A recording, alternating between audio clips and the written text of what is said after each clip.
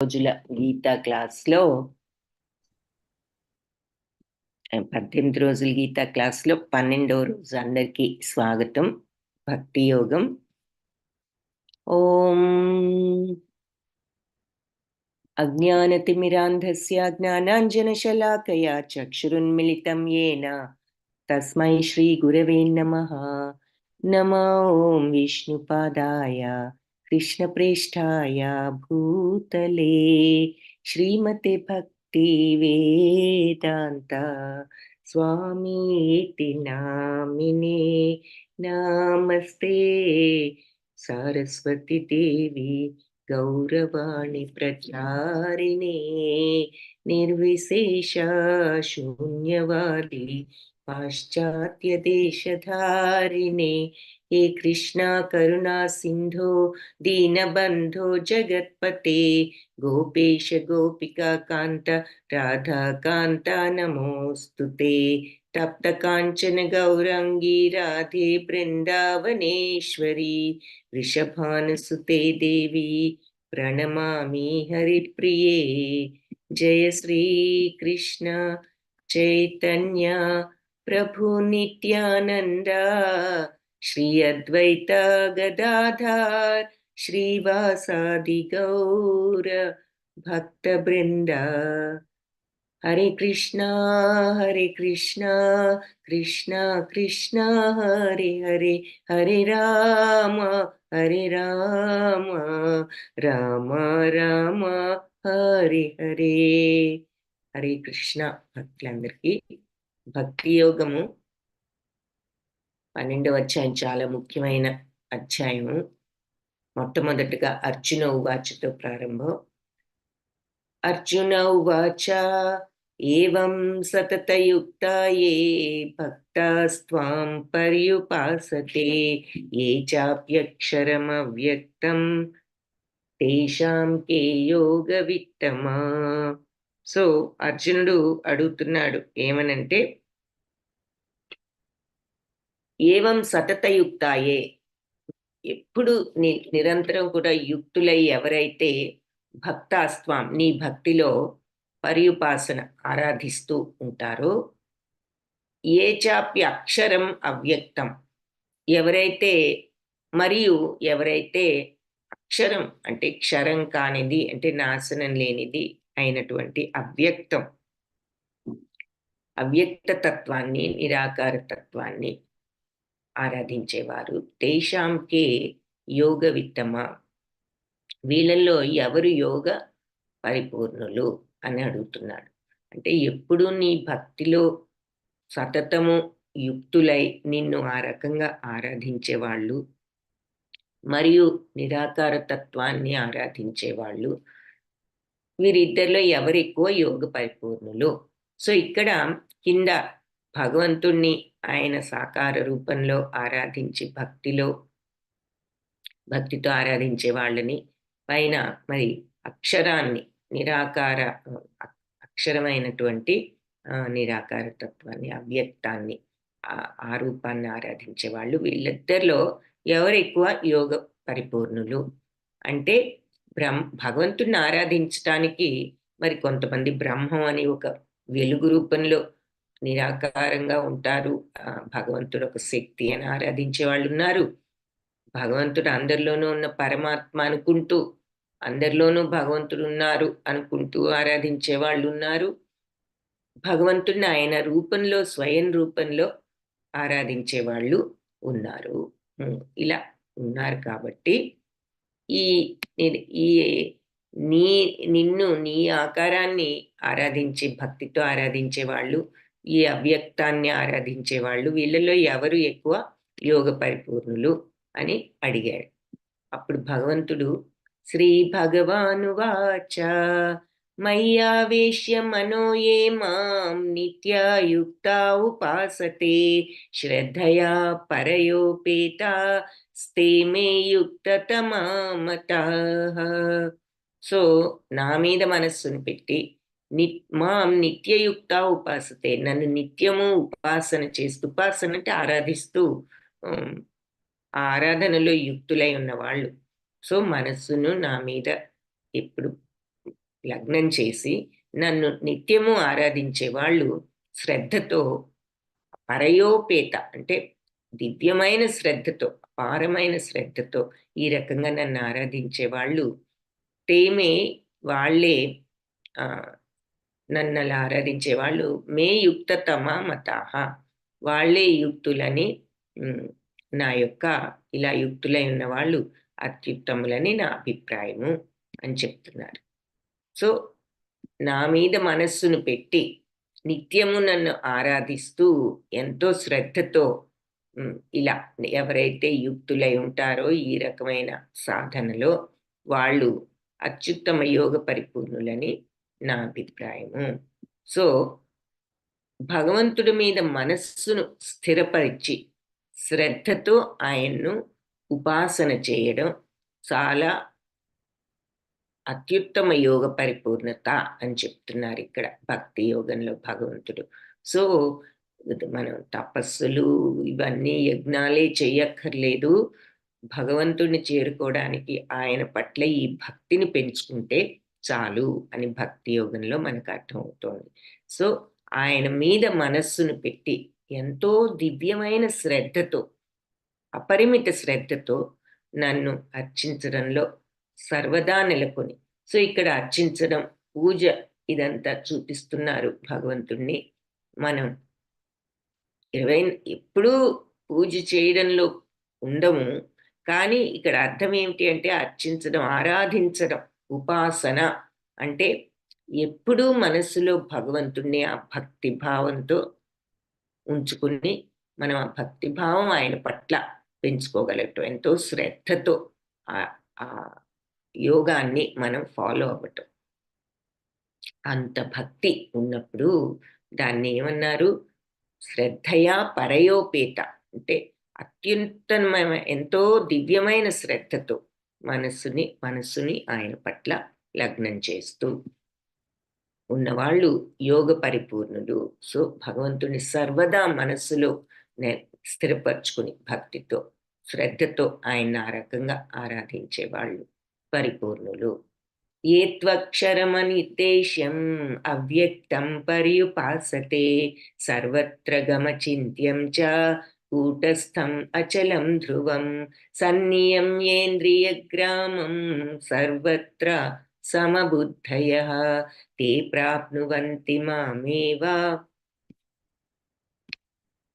సర్వభూతాహితే రతాః. So ఇంకా సరే నన్ను ఇలా ఆరాధించి శ్రద్ధతో ఉపాసన నన్ను మనసులో పెట్టుకుని శ్రద్ధతో ఎంతో శ్రద్ధతో నన్ను ఆరాధించే వాళ్ళు అత్యుత్తములు అన్నారు కదా ఫస్ట్ శ్లోకంలో. ఇప్పుడేమంటున్నారంటే ఇందులో ఎవరైతే ఈ అక్షరం అంటే నాశనం లేని అవ్యక్తాన్ని పర్యుపాసన చేసేవాళ్ళు, ఆ మార్గంలో వెళ్ళే వాళ్ళని ఇక్కడ చూపిస్తున్నారు చిత్రంలో కూడా. సర్వత్ర గమ చింత్యం, వీళ్ళు అచింత్యం సర్వత్రా ఉన్నటువంటి బ్రహ్మతత్వము, అచింత్యం అన్ఇమాజినబుల్ ఈ బ్రహ్మతత్వం యొక్క తత్వం కానీ దాని పవర్ కానీ మన సేమ్ భగవంతుడి యొక్క పవర్ని మనం అచింత్యం అని ఎలా చెప్పుకున్నామో 11th చాప్టర్లో ఆయనని వర్ణించేటప్పుడు అర్జునుడు ఆ విశ్వరూపాన్ని చూసి, అలాగే ఈ బ్రహ్మతత్వం కూడా భగవతత్వమే, అచింత్యము మరియు కూటస్థము, మరి అంటే మార్పు లేనిది, అచలము అంటే మార్పు లేనిది, ధ్రువము కదలనిది, స్థిరమైనది, సన్నియమ్యేంద్రియ గ్రామం అంటే ఇంద్రియాలన్నిటినీ కూడా నియంత్రించుకుని సర్వత్రా సమబుద్ధయ అందరి పట్ల సమబుద్ధితో ఉంటూ తే ప్రాప్నువంతి వాళ్ళకి నేను ప్రాప్తం అవుతాను, మామేవ నన్నే ప్రాప్తించుకోగలుగుతారు వాళ్ళు కూడా. సర్వభూత హితే రతాః అన్ని జీవరాశుల యొక్క హితంలో మంచిలో వాళ్ళు రత ఆనందిస్తూ ఉంటారు. అంటే ప్రతి జీవి యొక్క మంచిని కోరుకునేవాళ్ళు, అందులో ఆనందాన్ని పొందేవాళ్ళు. అంటే స్వార్థం అనేది లేదు. ఎందుకు, ఇంద్రియాలన్నిటినీ నియంత్రించుకున్నారు. సో వాళ్ళకి కోరికలు అనేవి లేవు, నాకు ఇది కావాలి అది కావాలి, అందరి మంచిలోనే వాళ్ళ ఆనందాన్ని పొందుతూ ఉంటారు. కాబట్టి ఇంద్రియాతీతము, ఇంద్రియాలకు అతీతంగా వెళ్ళి సెన్సెస్ని జయించి సర్వ ఈ సెన్సెస్ని జయించినటువంటి బ్రహ్మతత్వాన్ని వర్ణిస్తున్నారు. ఎవరైతే ఈ అక్షరం అయినటువంటి బ్రహ్మాన్ని ఆరాధిస్తారో అని చెప్తూ, ఎలాంటి బ్రహ్మాన్ని అంటున్నారు? ఆ బ్రహ్మతత్వం ఇంద్రియాతీతం, అంటే ఇంద్రియాలకు అతీతమైనది. అంటే భగవంతుడు కూడా ఇంద్రియాలకు గుణాలకు అతీతుడు అని చెప్పుకున్నాం కదా మనం. సో ఈ బ్రహ్మతత్వం కూడా భగవంతుడే, ఆయన యొక్క తత్వమే ఇది. కానీ వాళ్ళు భగవంతుడి తత్వాన్ని ఆరాధిస్తున్నారు, ఆయన ఆకారాన్ని కాకుండాను. సో ఏదైనా వాళ్ళు కూడా మరి పరిపూర్ణతను పొందుతారు అని చెప్తున్నారు. సో ఈ బ్రహ్మతత్వాన్ని, భగవంతుడి తత్వమైన ఈ బ్రహ్మాన్ని ఎలా వర్ణిస్తున్నారంటే, ఇంద్రియాతీతం భగవంతుడి వల్లే, అంటే త్రిగుణాలకు అతీతంగా ఉండి ఇంద్రియాలకు లోబడకుండా, ఇంద్రియాలకు అతీతంగా సర్వవ్యాపకం. భగవంతుడు ఎలా అయితే సమస్తము వ్యాపించి ఉన్నాడో, బ్రహ్మతత్వం భగవంతుడితే కాబట్టి వ్యాపించే ఉంటుంది. ఊహాతీతం, భగవత్ శక్తి మన మన ఇమాజినేషన్కి అందనిది కాబట్టి, మన ఊహకు అందనిది కాబట్టి, ఇది అంతే మార్పు లేనిది. భగవంతుడు సత్యనిత్యుడు, ఆయన శాశ్వతుడు, అజుడు, పుట్టుకలేనివాడు, మార్పు లేనివాడు కాబట్టి ఆయన సత్యము, మన ఆత్మకు మళ్ళీ అని చెప్పుకున్నాం. సో ఇది మార్పు లేనిది బ్రహ్మతత్వం, కదలనిది, స్థిరమైనది, వ్యక్తీకరించబడినది, వ్యక్తీకరించబడనిది, కనపడనిది. అలాంటి పరతత్వ నిరాకార బ్రహ్మాన్ని ఆరాధించే వాళ్ళు సమస్త ఇంద్రియాల నియంత్రణ ద్వారా వాళ్ళు కూడా అందరి పట్ల సమభావంతో, అందరి సంక్షేమంలో నిమగ్నమై, అందరి మంచిని కోరుతూ చివరికి నన్నే పొందుతారు. ఇది ఒక మార్గం. భగవంతుణ్ణి ఆయన ఫామ్లో భక్తితో ఎప్పుడు ఆయన రూపాన్ని మనసులో నింపుకుని అలా ఎంతో శ్రద్ధతో ఆరాధిస్తూ ఎప్పుడు ఆ యోగంలో ఉన్నవాళ్ళు పరిపూర్ణులు అని మొదటి శ్లోకంలో చూసాం. ఇప్పుడు ఈ నిరాకార తత్వాన్ని కూడా ఆరాధించే వాళ్ళు, ఈ బ్రహ్మతత్వం ఏదో కాదు, నాదే, ఈ తత్వం నేనే అంటున్నారు. ఇలాంటి ఈ రూపంలో అట్లా ఆరాధించే వాళ్ళు కూడా సమస్త ఇంద్రియాల నియంత్రణ ద్వారా ఇంద్రియాలన్నిటినీ నియంత్రించుకుని, తద్వారా కోరికల్ని, మనస్సును కూడా వాళ్ళు కంట్రోల్లో ఉంచుకుని, అందరి పట్ల సమభావంతో సర్వత్రా సమబుద్ధయ, అది ఇక్కడ ఆ భావం ఉన్నవాళ్ళు తప్పనిసరిగా భగవంతుని చేరుకుంటారు. అందరి సంక్షేమంలో నిమగ్నమైన వాళ్ళు తే ప్రాప్నువంతి మామేవ, నన్నే ప్రాప్తించుకోగలుగుతారు వాళ్ళు. సర్వభూత హితే రత, అన్ని జీవరాశుల మంచిలో ఆనందాన్ని పొందుతారు. అందరి సంక్షేమమే వాళ్లకు ఆనందం. సో అలాంటి వాళ్ళు తప్పకుండా నన్ను చేరుకుంటారు అని చెప్తున్నారు. సో వాళ్ళు స్వయంగా భగవంతుడి రూపాన్ని ఆరాధించకపోయినా భగవంతుడి తత్వాన్ని వాళ్ళు ఫాలో అవుతూ దాన్ని ఆరాధిస్తున్నారు కాబట్టి అందరికీ పట్ల సమభావంతో వాళ్ళ ఇంద్రియాలను, మనస్సును నియంత్రించుకుని, వాళ్ళ స్వార్థం లేకుండా అందరి సంక్షేమం కోసం అందరినీ సమత్వంతో చూస్తూ, అందరి మంచే మా మంచి అనుకుంటూ వాళ్ళు ఉంటున్నారు కాబట్టి అందరి సంక్షేమంలో నిమగ్నమై చివరికి వాళ్ళు నన్నే పొందుతారు అంటున్నారు. అయితే ఈ నిరాకార తత్వంలో మరి సెట్ అయ్యి ప్రోగ్రెస్ అవడం చాలా కష్టం అని ఇక్కడ చెప్తున్నారు. ఇద్దరూ నన్ను చేరుకుంటారు, వీళ్ళిద్దరిలో ఎవరు ఎక్కువ యోగ విత్తములని అర్జునుడు అడిగితే ఇద్దరూ నన్ను చేరుకుంటారు. వాళ్ళు నన్ను ఆరాధిస్తూ నా ఆకారాన్ని నన్ను ఎప్పుడు మనసులో స్థిరపరచుకుని భక్తి భావంతో నన్నే పొందుతారు. వీళ్ళు నా యొక్క తత్వమైన ఈ అవ్యక్తాన్నే ఆరాధిస్తూ ఇంద్రియాలన్నిటినీ మరి కంట్రోల్ చేసుకుని అందరి మంచిని కోరుతూ అందులోనే ఆనందాన్ని పొందుతూ, మనందరం ఏమిటి, మన కోరికలు తీరితే మనకు ఆనందం, వీళ్ళు అలాగా అందరి మంచిలో వీళ్ళు ఆనందాన్ని పొందుతూ నిస్వార్థత అన్నమాట, అందరి కోసం అందరి సంక్షేమంలో వాళ్ళ ఆనందం పొందుతూ ఆ రకంగా వాళ్ళు నన్నే పొందుతారు వాళ్ళు కూడా. కానీ ఈ భగవంతుణ్ణి క్లేశోధికతరస్తేషాం అవ్యక్తాసక్తచేతసాం అవ్యక్తా హి గతిర్దుఃఖం దేహవద్భిరవాప్యతే. సో క్లేశోధిక తరస్తేషాం, సో ఇది కష్టతరమైనటువంటి మార్గం, అవ్యక్త మార్గము, అవ్యక్తాసక్త చేతస, ఈ అవ్యక్త తత్వం మీద, నిరాకార తత్వం మీద ఆసక్తి ఉన్న వాళ్లకు ఈ మార్గం కొంచెం కష్టతరం అంటున్నారు. అవ్యక్త హి గతి దుఃఖం. సో ఈ అవ్యక్తం ఎప్పుడు కూడా కొంచెం దుఃఖం అంటే కష్టం, ఈ ప్రోగ్రెస్ అవ్వటం కష్టం అవుతుంది. దేహవద్భిర వాప్యతే. సో దేహదారులందరికీ కూడా ఇది కొంచెం కష్టతరమైన మార్గం అంటున్నారు. 2 మార్గాల్లోనూ నన్ను చేరుకోవచ్చు, ఇద్దరూ యోగ పరిపూర్ణత తెచ్చుకోవచ్చు.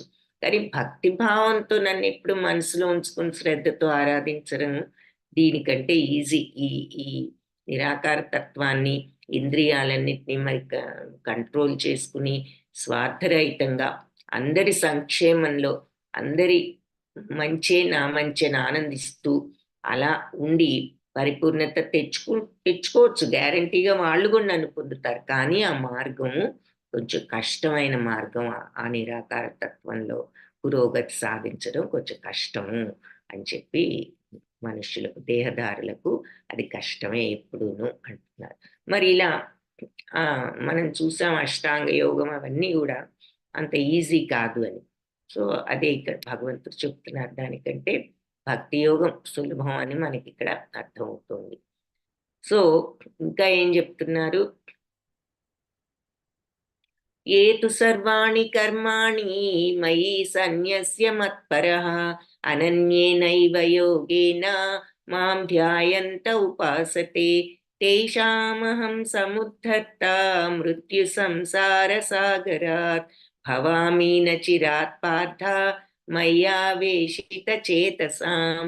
ఏతు సర్వాణి కర్మాణి, అన్ని కర్మలు కానీ అంటే కానీ ఎవరైతే సర్వకర్మలు మై సన్యస్య మత్పరః, నా కోసం నాకు అర్పించి చేస్తారు. సన్యసించడం అంటే వదిలిపెట్టడం, నాకు వదిలేస్తారు.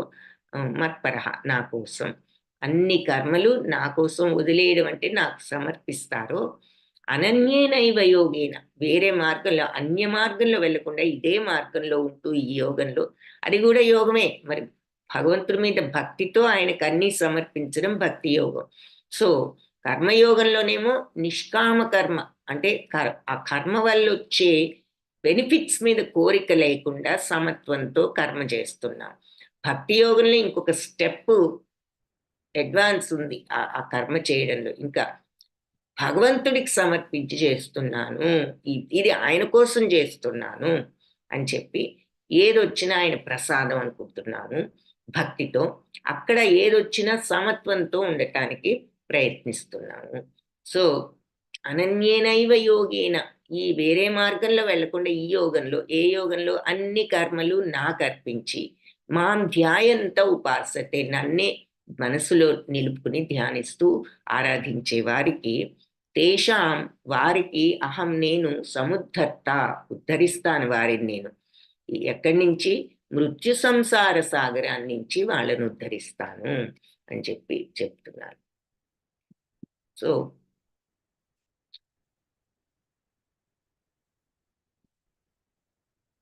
భవామి న చిరాత్ పార్థ మయ్యావేశిత చేతసాం, వాళ్ళు ఎప్పుడు కూడా నన్ను, భవామి న చిరాత్ పార్థ మయ్యావేశిత చేతసాం. సో భక్తి భావంలో ఎవరైతే ఎప్పుడు ఉంటారో, మరి నా మీద మయ్యావేశిత అంటే నన్ను మనసులో నిలుపుకుని నా మీద భక్తి భావంతో ఉన్న వాళ్ళని ఆరాధించే వాళ్ళని నేను మృత్యు సంసారాన్ని నుంచి వాళ్ళని రక్షిస్తాను.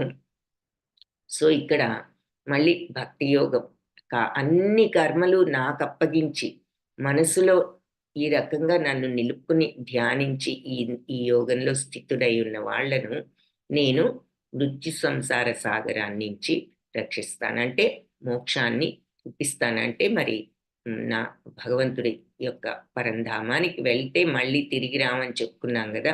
సో వీళ్లకు నేను తప్పనిసరిగా అక్కడికి వాళ్ళని తీసుకువెళ్తాను అని చెప్తున్నాను. ఎగ్జాంపుల్ గజేంద్ర మోక్షం ఒకటి ఇక్కడ చూపిస్తున్నారు. సో ఇక్కడ అనన్యేనైవ యోగేన అనే మాట వాడారు. అంటే అనన్య అంటే అన్యమైనది లేకుండా అని. అన్యమైనది అంటే ఏమిటి? ఇతరమైనది. అంటే వేరే మార్గం లేకుండా ఇదే మార్గంలో కంటిన్యూ అవ్వడమే అనన్య.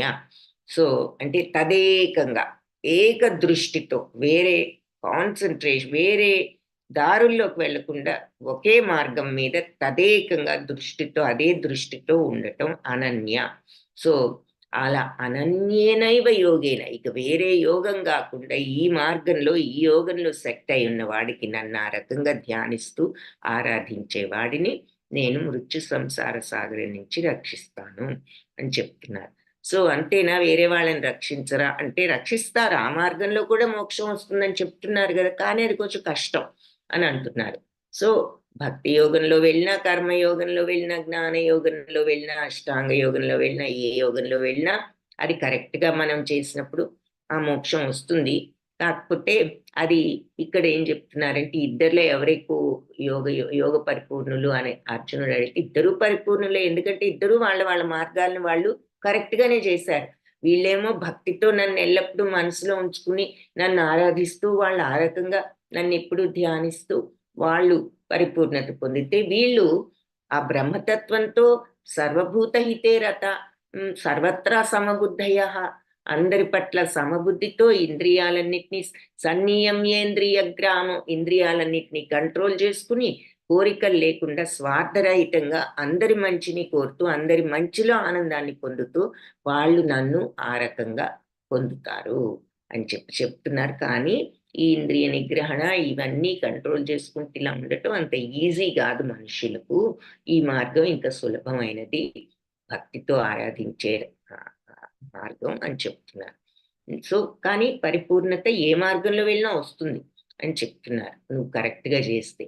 సో అని చెప్పి ఇక్కడ భక్తి యోగం గురించి చెప్తున్నారు. కాబట్టి సర్వకర్మలు నాకు అర్పించి ఈ యోగంలో ఈ మార్గం నుంచి తప్పుకోకుండా ఈ యోగంలో నన్ను ధ్యానిస్తూ ఆరాధిస్తూ ఎవరైతే ఉంటారో వాళ్ళని నేను మృత్యు సంసార సాగరం నుంచి బయటకు తీసుకువెళ్తాను నా లోకానికి అని చెప్తున్నారనమాట. ఇందులో సెట్ అయి ఉన్న వాళ్ళకి మయ్యావేశిత చేతస.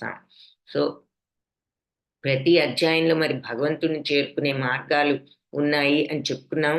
ఈ అధ్యాయంలో ఆల్రెడీ ఈ 3 శ్లోకాల్లో ఆ మార్గాలు చెప్పేశారు. ఆల్మోస్ట్ అర్జునుడి ప్రశ్న తప్ప మిగిలిన ఆయన చెప్పిన శ్లోకాలన్నిట్లో. సో నా మీద మనస్సుతో ఈ ఎంతో శ్రద్ధతో నన్ను అర్చించడంలో సర్వదా నెలకొని ఆ యోగంలో ఉన్న వాళ్ళు యోగ పరిపూర్ణులు. అంటే యోగ పరిపూర్ణత వచ్చిందంటే భగవంతుడిని చేరుకుంటామని.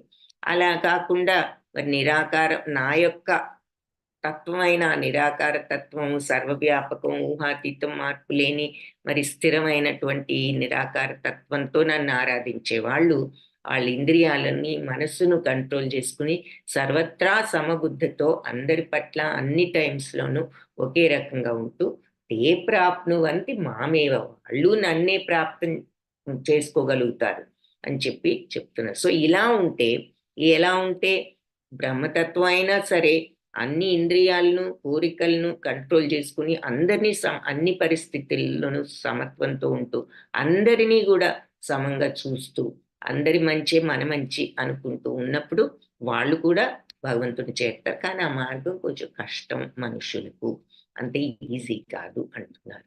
తర్వాత మళ్ళీ ఈ భక్తి మార్గాన్ని ఇలా వివరించారు. సర్వకర్మలు నాకు అప్పగించి మార్పు లేకుండా వేరే మార్గంలో కాకుండా ఇదే మార్గంలో కంటిన్యూ అవుతూ నన్ను ధ్యానిస్తూ ఆరాధించే వాళ్లకు నేను వాళ్ళను మృత్యు సంసార సాగరం నుంచి బయటికి లాగుతాను, అంటే వాళ్లకు మోక్షాన్ని ఇస్తాను అని చెప్పి, ఇప్పుడు భక్తి అనేది ఎలా ఉంటుంది, ఈ భక్తి భావం ఏమిటి అని మనం ఎప్పుడు భక్తి అంటే దాని నిర్వచనం ఏమిటి, అసలు ఎలాగ చెయ్యాలి, భక్తిని ఎలా పెంచుకోవాలనుకుంటూ ఉంటాం కదా. సో భగవంతుడి ఈ భక్తిని గురించి చెప్తున్నారు. మయ్యేవ మన మొట్టమొదట అనన్య భక్తి. ఇప్పుడు చూసాం కదా, ఈ అనన్యేనైవ యోగేన, వేరే మార్గంలోకి వెళ్లకుండా ఇదే మార్గంలో ఉంటూ ఈ యోగంలో అంటున్నారు. సో అనన్య భక్తి ఏమిటి అంటే, మయ్యేవ మనాధత్స్వ మయి బుద్ధిం నివేశయ నివసిష్యసి మయ్యేవ అత ఊర్ధ్వం న సంశయ. సో మయ్యేవ, నా మీదే మనస్సును పెట్టి, మయి బుద్ధిం నివేశయ, నా మీదే బుద్ధిని కూడా ప్రవేశపెట్టి, అంటే మనస్సును బుద్ధిని నా మీద లగ్నం చేసి.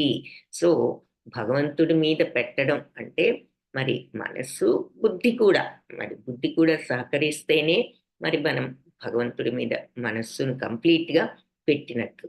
భగవంతుడిని పూజిస్తున్నాము అనుకుంటూ మనం విచక్షణారహితమైన పనులు చేస్తే అది మళ్ళీ కరెక్ట్ కాదని ఇక్కడ అర్థమవుతుంది. బుద్ధిని కూడా పెట్టడం అంటే కరెక్ట్ అయిన బుద్ధిలో ఉంటూ మనం భగవంతుడిని నిత్యము ఆరాధిస్తున్నాము, ఎన్నో పొద్దు నుంచి సాయంత్రం వరకు ఎంతో పూజలు చేస్తున్నాం, జపాలు చేస్తున్నాం అని బుద్ధి విచక్షణ లేకుండా మనం ఉన్నట్లయితే అది కాదు కరెక్ట్ అని మనం ఈ మాటను బట్టి అర్థం చేసుకోవాలి. సో మనస్సును బుద్ధిని కూడా నా మీద పెట్టి భగవంతుడి మీద బుద్ధిని కూడా పెట్టడం అంటే ఆ సన్మార్గంలో ఉండటం, విచక్షణతో ఉండటం.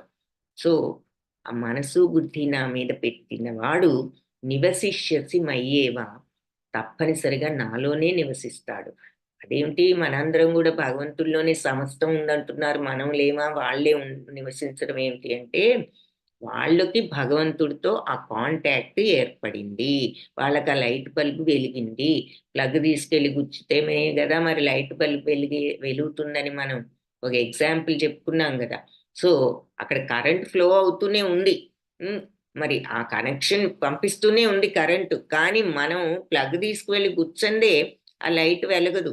కాబట్టి బల్బు ఉంది, కరెంటు ఉంది, కానీ ఎప్పుడు వెలగటం జరిగింది, ఎప్పుడైనా వెలుగుతుంది, కానీ నువ్వు అది పెడితేనే వెలుగుతుంది. అలాగే భగవంతుల్లో మనందరం ఉన్నాము, అలాగే ఉన్నా కూడా మనం తెలుసుకోలేకపోతున్నాం మన యొక్క తత్వం ఏమిటి, భగవంతుడు యొక్క తత్వం ఏమిటి అనేది మనం ఏమీ తెలుసుకోలేకుండా ఉన్నాం. సో రకరకాల మార్గాల్లో ఆయన తెలుసుకోవచ్చు అని కర్మయోగం చూసాం, అష్టాంగ యోగం చూసాం, ఇప్పుడు భక్తి యోగం చూస్తున్నాం. సో ఇక్కడ ఏం చెప్తున్నారు, మనస్సు నా మీద, బుద్ధిని మనసును నువ్వు నా మీద పెట్టి నువ్వు ఈ ఉన్నట్లయితే, ఆయన మీద బుద్ధిని మనసును పెట్టామంటే ఏమిటి, మనం ఎంతగా పెట్టి ఉన్నాము అంటే మనస్సులో ఆయన స్థిరపరచుకున్నాం అంటే, ఏ పని చేసినా భగవాన్ ఇది నీకోసమే, నువ్వు ఏది ఇచ్చినా నాకు ప్రసాదమే దీనివల్ల అనుకుంటూ భగవంతుడికి సమర్పిస్తున్నాం కాబట్టి ఆ పనిని సరైన మార్గంలో చేస్తూ భక్తితో ఆయనకి అర్పించి, ఏది వచ్చినా ఇది భగవత్ ప్రసాదం, నేను చేయవలసింది పని మాత్రమే ఆయనకి అర్పించి చేస్తాను. ఆ రకంగా మనసును బుద్ధిని ఆయన మీద ప్రవేశపెట్టినప్పుడు నాలోనే వాళ్ళు ఉంటారు, అంటే నా తత్వంని వాళ్ళు ఎక్స్పీరియన్స్ చేస్తూ ఉంటారు. అత ఊర్ధ్వం న సంశయ, ఇక వాళ్ళకు ఊర్ధ్వలోకం అంటే ఆధ్యాత్మిక లోకం, నా యొక్క పరంధామం నిస్సంశయం ప్రాప్తం అవడంలో సందేహం లేదు అంటున్నారు. సో ఎవరైతే మనస్సును నా మీద పెట్టి బుద్ధిని కూడా నా కోసం ఉపయోగించి, అంటే ఏ పని చేసినా నాకు అర్పించి ఆ పనిని సరి అయిన విచక్షణతో చేసి నాకు అర్పించి చేస్తే తప్పనిసరిగా నువ్వు నిస్సందేహంగా నాలోనే ఉంటావు అంటున్నారు. అది అనన్య భక్తి. ఏది అంటే శరణాగత తత్వం, ఏది చేసినా ఇది భగవంతుడి కోసం, ఇది సరైన మార్గంలో, ఏదొచ్చినా ఆయన ప్రసాదం అనేటటువంటి కంప్లీట్ సరెండర్, అది అనన్య భక్తి. మనం ఎన్నోసార్లు దీనికి ఎగ్జాంపుల్గా గోపికలను కొంతమందిని చెప్పుకున్నాము. అయితే ఏం చెప్తున్నారు, అనన్య భక్తి అంటున్నారు, కంప్లీట్ శరణాగతి కదా, మరి అది అందరికీ సాధ్యపడుతుందా అని మనకి డౌట్ వస్తుందేమో. అందుకని వెంటనే ఏం చెప్తున్నారు, అధ చిత్తం సమాధాతుం న శక్నోషి మయి స్థిరం అభ్యాస యోగేన తతో మామిచ్ఛాప్తుం ధనంజయ. అధ చిత్తం సమాధాతుం న శక్నోషి, ఒకవేళ ఇలా నీ మనస్సుని ఎప్పుడు కూడా నా మీద పెట్టలేకపోతే, అనన్య భక్తితో ఎప్పుడు నన్ను మనసులో స్థిరపరచుకుని బుద్ధిని కూడా నాకు అర్పించి అంటున్నారు కదా, అన్నీ నాకు సమర్పించి, నువ్వు అలా ఎప్పుడూ ఉండలేవు అనుకో, మనస్సును విచలనం లేకుండా నా మీద ఇలా స్థిరపరచలేకపోతే గనక, నశక్నోషి, నీకు అది సాధ్యం కాకపోతే, మై స్థిరం, మనస్సుని ఈ రకంగా నా మీద స్థిరంగా పెట్టడం నీకు సాధ్యం కాలేదనుకో అనన్య భక్తితో, అభ్యాసయోగేన తతో, అభ్యాసయోగంతో, సాధనతో నువ్వు, ఈ సాధన కూడా యోగమే అని మనకి ఇక్కడ అర్థమవుతుంది. అభ్యాసయోగం అని పిలిచారు దాన్ని. కాబట్టి సాధన కూడా యోగమే. అంటే అక్కడికి తీసుకువెళ్ళేటటువంటి సాధనం అన్నమాట. మన యొక్క గమ్యానికి తీసుకువెళ్ళే సాధనం ఏమిటి అంటే సాధన. సో ప్రాక్టీస్తో నువ్వు మాం ఇచ్ఛాప్తం, నన్ను పొందాలనే కోరికను, ఇచ్ఛను పెంచుకో ధనంజయ అని చెప్తున్నారు. సో దేనికైనా కోరిక లేనిదే, మనకి ఆసక్తి లేనిదే ఏది కూడా మనం చేయలేం, కోరం అని చెప్పుకున్నాం కదా మొదట్లోనే. సో ఆసక్తి ఉండాలి, అప్పుడే కోరిక పెరుగుతుంది అనుకున్నా. అలాగే భగవంతుడి మీద కూడా ఆసక్తి, కోరిక ఉంటేనే మనం ఆయన్ని పొందాలి అనేటటువంటి కోరికను పెరిగినప్పుడే మనం ఎలా పొందాలి అనేటటువంటి మార్గాన్ని వెతుక్కుంటాం. కాబట్టి నీవు అనన్య భక్తితో నువ్వు అలా ఎప్పుడూ మనసును, బుద్ధిని ఉంచలేదంటే నీకు ఇంకా అంత కోరిక, అంత భగవంతునే తలుచుకోవాలి ఎప్పుడు ఆయన్ని అని అని ఆ తీవ్రమైన కోరిక ఉన్నప్పుడు ఎప్పుడూ మనసులో భగవంతుడిని, వాళ్ళు అనన్య భక్తిలో ఉన్న వాళ్ళు ఏది చేసినా మనసులో భగవంతుడితోనే ఉంటారు. వాళ్ళు స్థిరపరచుకునే ఉంటారు. గోపికలు అన్ని పనులు చేసుకుంటూనే ఉండేవాళ్ళు పాపం. వాళ్ళ ఇంట్లో అన్నీ చూసుకునేవారు, అన్నీ చేసుకునేవారు. కానీ మనస్సులో వాళ్ళకి ఎప్పుడూ భగవంతుడు మీదే వాళ్ళ మైండ్ ఉండేది అని మనం చదువుతూ ఉంటాం. సో అలా విచలనం లేకుండా నువ్వు మనస్సును నా మీద ఎప్పుడు స్థిరంగా ఉంచలేకపోయావనుకో, అప్పుడు నువ్వు మరి ఈ భక్తి మార్గాన్ని, అభ్యాసాన్ని ప్రాక్టీస్ చేస్తే నీకు నన్ను పొందాలనే కోరిక పెరుగుతుంది. సో అభ్యాసానికి ఎగ్జాంపుల్స్ ఇక్కడ మరి కలియుగంలో నామస్మరణ అన్నారు కాబట్టి వీళ్ళు కీర్తనలు పాడటం, భగవంతుడిని జపించడం, ఇవి పూజ చేయడం, ఆరాధన చేయడం, ఇవన్నీ ఇక్కడ చూపిస్తున్నారు. ఈ ప్రాక్టీస్లో ఉంటే నువ్వు మరి అంతే కదా, ఏదైనా విన్న కొందికి దాని మీద తినగ వేమ రుచి అని చెప్పి చేదుగా ఉన్న వేప కూడా తినగా అది కూడా రుచిగానే ఉంటుంది అని చెప్పి వేమన శతకంలో మనం చూసినట్టు మరి మామూలుగా మనకు భగవంతుడి మీద మన కళ్ళ ముందు లేరు, ఇదేముందులే, మన కళ్ళ ముందు కనపడి ఈ సుఖాలన్నీ అనుభవిస్తే హాయిగా ఈ భగవంతుని తలుచుకుంటే ఎక్కడ కూర్చుంటాము అని అనిపించవచ్చు. అందుకే ఈ సాధన మొదట్లో విషము, తర్వాత అమృతం అని, ఈ భౌతిక సుఖాలన్నీ కూడా మొదట్లో అమృతం, తర్వాత విషం అని చెప్పుకోవడం మనం.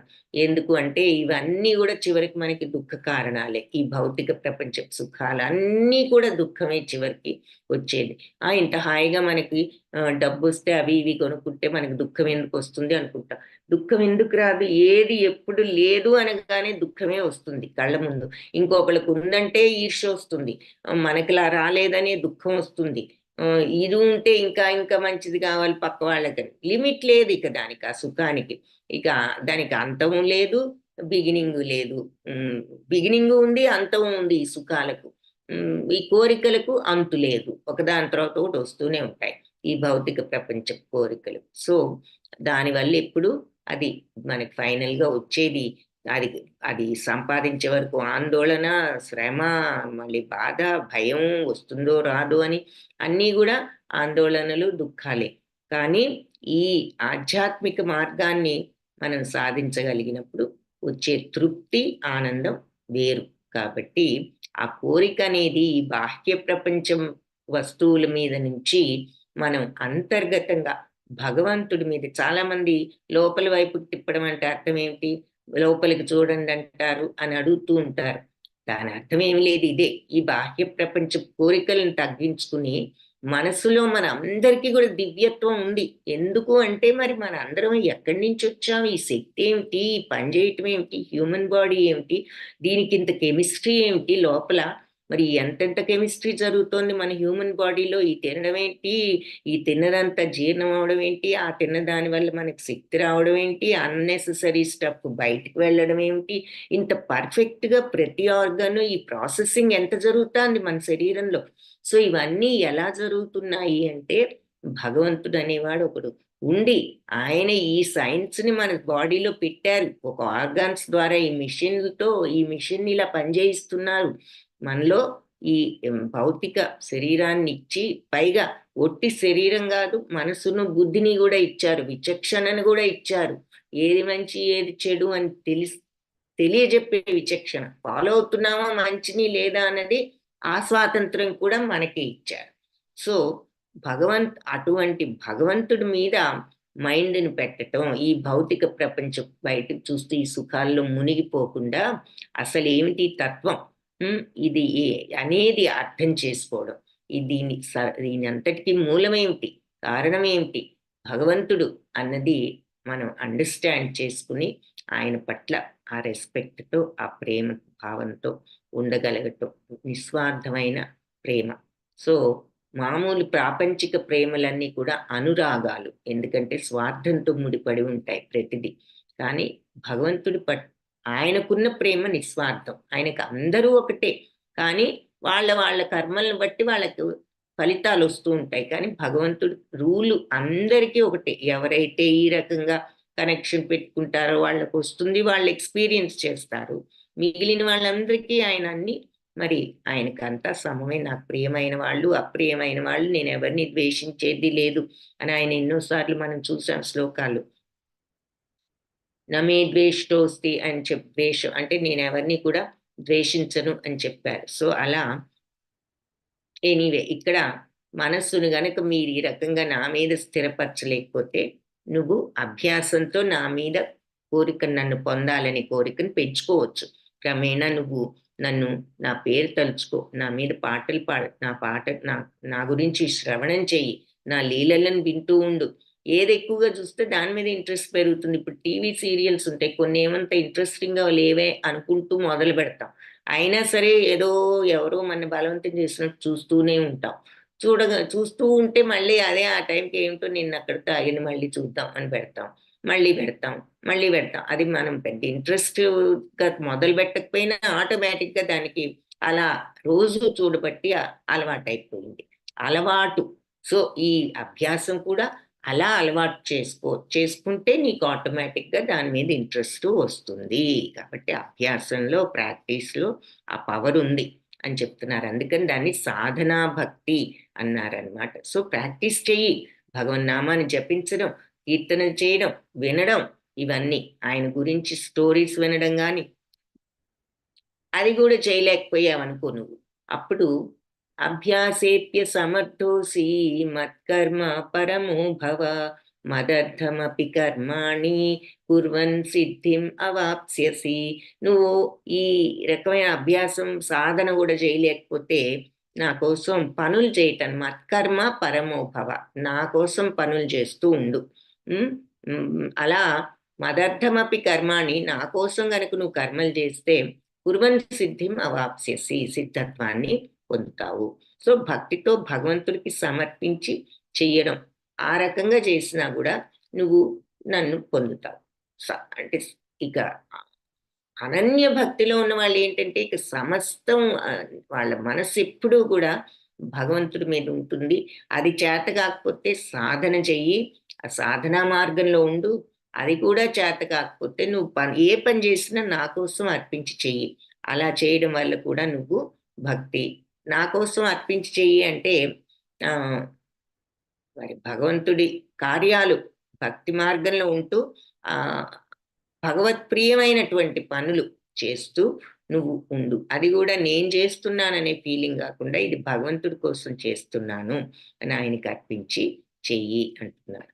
సో భగవత్ప్రీతికరమైన కార్యాలు అంటే మరి ఇక్కడ ఒక చిన్న ఎగ్జాంపుల్ ఏంటంటే, నేను అది కొనుక్కుంటాను, ఇది కొనుక్కుంటాను, ఇంకా డబ్బులు వచ్చాయి, నేను ఎంతో కష్టపడి సంపాదించుకున్నాను కాబట్టి ఇంకా పెద్ద టీవీ కొనుక్కుంటాను, మా పక్క వాళ్ళకంటే ఇంకా మంచి మోడల్ కొంటాను, ఇలా అనుకోవడం మరి ఈ ప్రాపంచిక మైండ్తో ఉండటం. అదే మరి భక్తి మార్గంలో ఉంటే భగవంతుడిని తెలుసుకోవడానికి నేను ఏదో ఒక ఈ పుస్తకము, భగవద్గీత, భాగవతము కొనుక్కొని చదువుకుందాము అనేటటువంటి, అంటే ఇది ఒక చిన్న ఎగ్జాంపుల్. భక్తి మార్గంలో ఉన్నప్పుడు మైండ్ ఆయన మీద పెట్టి మనం ప్రతిదీ కూడా ఆయన్ని తెలుసుకోవడానికి ప్రయత్నించడం, ఈ భౌతిక సుఖాల పట్ల వెళ్ళడం తగ్గించుకోవడం అని ఒక ఎగ్జాంపుల్ చెప్తున్నారు. నా కోసం కర్మలు చెయ్యి అనడానికి. అది కూడా చేత కాలేదనుకోండి, నా కోసం భగవంతుడికి సమర్పించి ఆయన కోసమే అన్ని చేయడం, అది చేత కాలేకపోతే సకామ కర్మ అంటే అదైతదప్యశక్తోసి కర్తుమద్యోగమాశ్రితః సర్వకర్మఫలత్యాగం తతః కురు యతాత్మవాన్. సో నువ్వు నా కోసం భక్తితో పనిచేయడం చేయలేకపోయావు అనుకో, కనీసం నీ కర్మ ఫలితాలన్నీ త్యజించడానికి ఆత్మనిగ్రహంతో ఉండటానికి ప్రయత్నించు. సో ఇది బేసిక్ కర్మయోగ మార్గం అన్నమాట. కర్మయోగంలో మరి నువ్వు అన్ని పనులు చేస్తూనే ఫలితాలను మీద ఆసక్తి లేకుండా నువ్వు కంట్రోల్డ్‌గా ఉంటున్నావు. సమత్వంతో ఆత్మ నిగ్రహంగా తెచ్చుకున్నావు. ఏది అందులో లాభం వచ్చినా, నష్టం వచ్చినా ఒకే రకంగా ఉంటున్నావు. రియాక్షన్ లేకుండా ఉండటం నేర్చుకున్నావు నువ్వు కర్మయోగంతో. కనీసం అలా ఉండటం నేర్చుకో. నువ్వు భక్తితో నాకర్పించి ఏదొచ్చినా ప్రసాదమే, భగవంతుడి ప్రసాదమే అంటూ అలా అనుకోలేకపోయావే అనుకో, నా కోసమే చేస్తూ పనులు నువ్వు ఉండలేకపోతే, నువ్వు కనీసం నీకొచ్చే ఫలితాల మీద ఇంట్రెస్ట్ వదులుకుని సమత్వంతో ఉండటానికి ప్రయత్నించు. అంటే కొందరు భగవంతుడి మీద ఆ భక్తి ప్రతిదీ ఆయనకి సమర్పించడం, ఏది ఇచ్చినా ప్రసాదం అనేంత భక్తి లేదనుకో, కనీసం ఆ మెంటాలిటీతో ఉండటానికి ప్రయత్నించు. ఏ పని చేసినా ఏదొచ్చి నా బాధ్యత చేయడం వరకే, ఆ తర్వాత ఏదొచ్చినా అది నా చేతుల్లో లేదు. ఇక అందుకని నేను చేయగలిగింది నేను చేస్తాను. ఇక వచ్చిన రిజల్ట్ ఎలా ఉన్నా అది మన కంట్రోల్‌లో లేదు కాబట్టి నేను రియాక్షన్ లేకుండా సమత్వంతో ఉంటాను. ఎందుకంటే అది నా చేతుల్లో లేదు. నా చేతుల్లో ఉన్నదేమిటి? పని ఎలా చేయగలను? అది నాకు చేతనైనంత వరకు బాగా చేయడానికే ప్రయత్నిస్తాను. ఇక ఆ పైన ఏం జరుగుతుందో జరుగుతుంది అనే సమత్వంతో ఉండగలగటం. సో, నీకు భక్తితో నాకు సమర్పించి ఏదిచ్చినా నువ్వు ప్రసాదమే స్వామి అనుకోలేకపోయావనుకో ఆ భక్తితో, కనీసం ఇలా ఉండటానికి ప్రయత్నించు. నువ్వు ఏ పని చేసినా నువ్వు బాగా చేసుకుని, ఏదొచ్చినా నువ్వు నిగ్రహంతో ఉండటానికి ట్రై చెయ్యి. అది సకామ కర్మ అని చెప్తున్నాను. ఒకవేళ అది గూడా చేయలేకపోయావే అనుకో, ఈ అభ్యాసం కూడా నువ్వు చేయలేకపోతే జ్ఞానం పెంచుకోవడానికి ప్రయత్నించు అంటున్నారు. సో, కనీసం జ్ఞానం అంటే ఏమిటి? సరే ఈ వేదాలు ఇవన్నీ చదివి ఏది మంచి, ఏది చెడు, విచక్షణ ఇవన్నీ నేర్చుకో. హ్మ్. అలా భగవంతుడిని తెలుసుకోవడానికి ఇలా వేదాలు అవి చదువుతూ, అధ్యయనం చేస్తూ జ్ఞానాన్ని పెంచుకో. అయితే జ్ఞానం కంటే కూడా ధ్యానం ఉత్తమమైనది. ఈ జ్ఞానం చదువుతూ ఈ మార్గంలో కంటే గూడా నువ్వు భగవంతుడిని ధ్యానించడం ఇంకా బెటర్ మార్గం అంటున్నారు. మరి అష్టాంగ యోగంలో వాటిల్లో మరి భగవంతుడిని ధ్యానిస్తూనే గదా వాళ్ళ తత్వాన్ని తెలుసుకోగలిగారు ఆ ప్రాక్టీస్‌తో. మరి ఒక పద్ధతిలో ఉంటూ వాళ్ళు క్రమేణా భగవత్తత్వమైన ఇంద్రియాతీత స్థితికి మ మ మన మనస్సుకు ఆహ్, మనస్సును కంట్రోల్‌లో ఉంచుకునే స్థితికి వచ్చి, తద్వారా వాళ్ళు భగవంతుడి మీద మైండ్‌ని పెట్టగలిగారు. కాబట్టి జ్ఞానం కంటే కూడా ధ్యానం గొప్పది. ధ్యానం కంటే కూడా కర్మఫలాలను త్యజించడం ఇంకా గొప్పది అంటున్నారు. సో, మనం కర్మఫలాలు త్యజించడం చూసాం గదా! సో, దీనికంటే కూడా కర్మఫలాలను త్యజించడం గొప్పది. ఇక్కడ ఆవిడ ఆ ఫలాలను ఇచ్చింది. ఆయన తెచ్చిన ఒక్క బియ్యపు గింజ దోసిట్లో పాపం ఏం మిగల్లా ఆ చిన్న చేతుల్లో. కానీ ఎందుకు ఇచ్చింది అంటే, ఆ బియ్యపు గింజ కోసం కాదు, ఆయన మీద ప్రేమతో ఇచ్చింది. కాబట్టి ఆవిడ ఏదో కోరుకుని ఇవ్వలా కర్మఫలాలను. తను అక్కడ ప్రేమతో, భక్తితో సమర్పించింది తన యొక్క ఇది. సో, అలా కర్మఫలాలను సమర్పించడం, త్యాగం చేయడం ఉత్తమం. ఎందుకంటే వాటిని త్యజించడం ద్వారా మనశ్శాంతి పొందొచ్చు అని చెప్తున్నారు. ఎప్పుడైతే కర్మ ఫలాలను త్యజించామో, ఒక పని వల్ల వచ్చే రిజల్ట్స్ మీద మనం మైండ్ పెట్టకుండా పని వరకు చేసి ఊరుకోగలుగుతామో, ఏదొచ్చినా ఇక ఒకటే మన చేతుల్లో లేదు. మనం చేయగలిగిందల్లా పని. రిజల్ట్ ఏదొస్తుందో మన కంట్రోల్‌లో లేదు. మన కంట్రోల్‌లో ఏముంది? ఈ పని బాగా చేయగలమా లేదా? ఒక్కోసారి బాగా చేస్తే దానికి సత్ఫలితమే వస్తుంది. ఒక్కొక్కసారి మరి మన కర్మ బాగోకపోతే అందులో క సత్ఫలితం రాకపోవచ్చు. నువ్వు బాగా చేయాలని చేసినా గూడా ఆ పని సక్సెస్‌ఫుల్‌గా అవ్వకపోవచ్చు. నువ్వు ఎక్స్‌పెక్ట్ చేసిన రిజల్ట్ రాకపోవచ్చు. ఏదొచ్చినా సరే అది మరి నీ చేతుల్లో లేదు. ఎందుకలా జరిగిందో మనకు తెలీదు. మనం చేశాము కరెక్ట్‌గానే. కానీ సత్ఫలితం ఒకసారి వచ్చింది. ఇంకోసారి సత్ఫలితం రాలేదు. దానికి మన చేతుల్లో ఏమీ లేదు. ఈజీ ఎగ్జాంపుల్స్ ఏంటి అంటే మరి వ్యాపారం. ఒక్కొక్కసారి మనం ఎప్పుడూ ఏదో శ్రద్ధగానే చేయాలని చూస్తాము. ఒక్కోసారి లాభాలొస్తాయి. ఒక్కోసారి నష్టాలొస్తాయి. ఎందుకంటే ఎన్నో పరిస్థితులు, మార్కెట్లు, ఇన్‌ఫ్లేషన్‌లు, అది డిమాండ్, సప్లై ఏదో కారణాలు ఎకనామిక్స్ చెప్తూ ఉంటారు. సో, అవన్నీ మరి మన చేతుల్లో లేని పని. మన చేతుల్లో ఉన్న పని మనకి చేతనైన రీతిలో మన వ్యాపారాన్ని మనం స సమర్థవంతంగా చేసుకోవడం వరకు చెయ్యొచ్చు. కాబట్టి అలా చెయ్యడం వరకు చేసి మిగిలింది నా చేతుల్లో లేదు కాబట్టి దాని గురించి మైండ్‌ని పాడు జేసుకోవటం కంటే, దానిని త్యాగం జేసి మైండ్‌ని దాని మీద నుంచి తీసివేయడం. ఏదైనా ఒకటే నేను రియాక్ట్ అవ్వకుండా నా పని నేను చేసుకుపోవాలి అనేది ప్రాక్టికల్‌గా ఆలోచించినా మనకి దాన్ని మించిన మనశ్శాంతి ఇంకొకటి లేదు. హ్మ్. ఏమవుతుందో, ఏమవుతుందో అనే ఆందోళనతో ఉంటే అయ్యేది ఆగుతుందా? ఆగదు. అది ఎలాగో ఎలా జరగాలో అలాగే జరుగుతుంది. మనం చేయగలిగిందేంటి? పని చెయ్యాలి. దాన్ని సవ్యంగా చెయ్యి. అంతవరకే. అది అలా ఉంటే మనం ప్రాక్టీస్‌లో నిజంగానే మనకి మనశ్శాంతి, ఎంతో మనశ్శాంతి. కొంచెం ఉన్నా సరే. అందుకే స్వల్పమప్యస్య ధర్మస్య త్రాయతే మహతో భయాత్ అన్న మాట చాలా పవర్‌ఫుల్ మాటనమాట. సో, కొంచెమైనా ఆ మార్గంలో ఉన్నామంటే ఎంతో భయం, నుంచి విడుదలవుతాం. మనశ్శాంతి పొందగలుగుతాం. కాబట్టి జ్ఞానం నువ్వు ఇలా నా కోసం భక్తితో పని చేయలేకపోతే జ్ఞానం సంపాదించు. కానీ జ్ఞానం కంటే కూడా ధ్యానం గొప్పది. ధ్యానం కంటే కూడా కర్మఫల త్యాగం గొప్పది అని చెప్తున్నారు. సో, ఈ కర్మఫల త్యాగం తర్వాత ధ్యానము, ధ్యానం తర్వాత జ్ఞానము. ఈ 6 మార్గాలు చెప్పారు. ఫస్ట్‌ది అనన్య భక్తి. ఎల్లప్పుడూ మనస్సును నా మీదే ఉంచి, మనసును, బుద్ధిని నా మీదే ఉంచి, నువ్వు ఆ రకంగా నాలోనే నిస్సందేహంగా నివసిస్తావు. అది చేత గాకపోతే అభ్యాసం చెయ్యి. అప్పుడు నన్ను పొందాలి ఆ రకంగా అనే కోరిక నీకు పెరుగుతుంది. ఆ సాధన కూడా నువ్వు చేయలేకపోయావనుకో, నా కోసం అన్నట్లుగా పని చెయ్యి. ఏ పని చేసినా నీకు సమర్పించి చేస్తున్నాను. నువ్వేదిచ్చినా ప్రసాదమే అనే మెంటాలిటీతో చెయ్యి. అది గూడా అంటే నీ స్వార్థం కోసం కాకుండా భగవత్ ప్రీత్యర్థం చెయ్యి ఏ పని చేసినా. అది కూడా చేయలేకపోతే నువ్వే పని చేసినా సమత్వంతో ఉండు. ఏదొచ్చినా ఇక వచ్చింది ఇది మన చేతుల్లో లేనిది అని ఒకే రకంగా స్వీకరించు. రియాక్ట్ అవ్వబాక. ఏదొచ్చినా గాని. లాభం వస్తే పొంగిపోబాక, గర్వపడబాక, నష్టం వస్తే కృంగిపోబాక, ఏదైనా నువ్వు ఈ కృంగిపోయినా, పొంగిపోయినా జరిగేది జరగక మానదు. నువ్వు నెక్స్ట్ జేయాల్సింది ఎలాగూ చెయ్యక మానదు.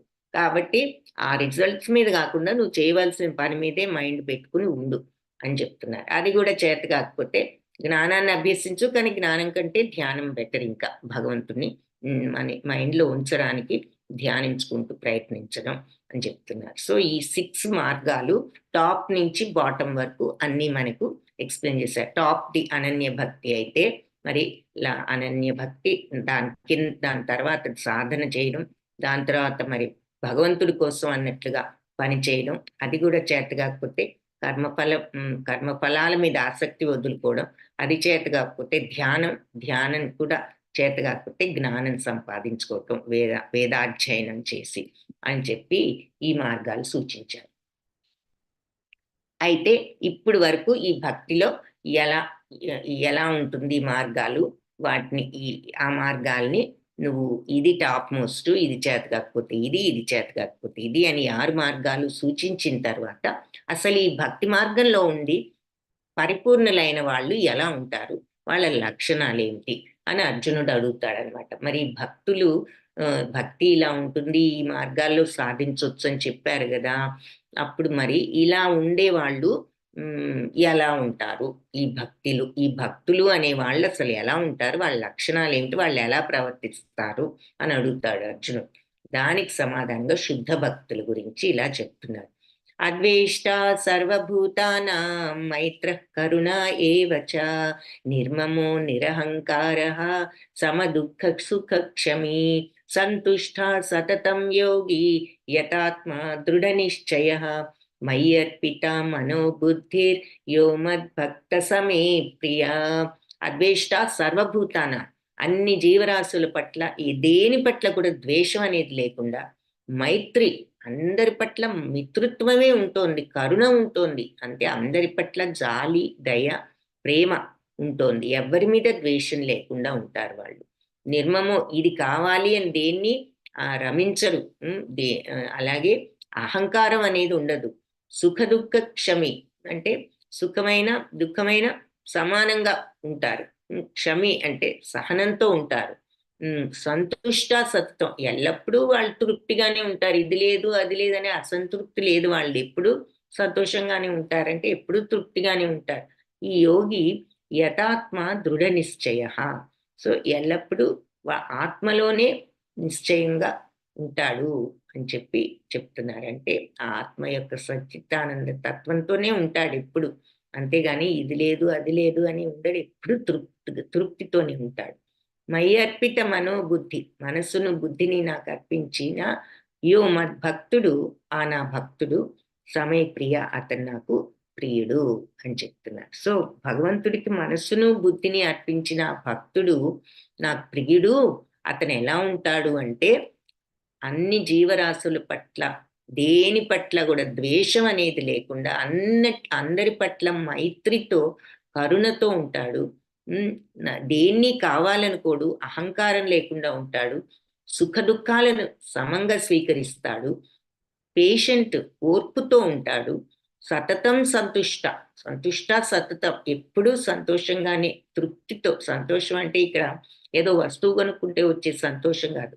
ఆ సచ్చిత్తానంద తత్వంతో ఎప్పుడూ ఆనందంగానే ఉంటాడు. ఏది జరిగినా, ఏ కష్టం వచ్చినా అతని ఆనందంలో తేడా ఉండదు. అతని ఆనందం అనేది పోదు.